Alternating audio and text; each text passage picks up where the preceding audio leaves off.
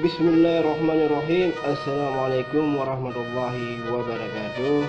Hai semuanya, ketemu lagi bersama Asyadun Sayang dalam video kali ini. Abad ke-17, Hamzah Fansuri, ahli tasawuf Aceh yang bersumbangsi besar dalam mengangkat bahasa Melayu untuk dikembangkan para cendekiawan Melayu menjadi bahasa ilmu dan sastra.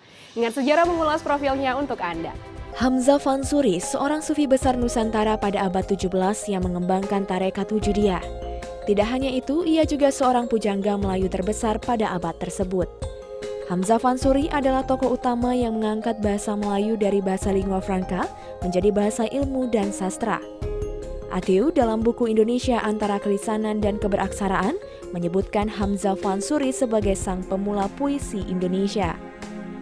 Karya-karyanya seperti syair Si Burung Pingai, syair Si Burung Pungguk, syair Sidang Fakir, syair Dagang dan syair Perahu yang berisi petuah tentang kehidupan agar tetap memelihara amal kebaikan.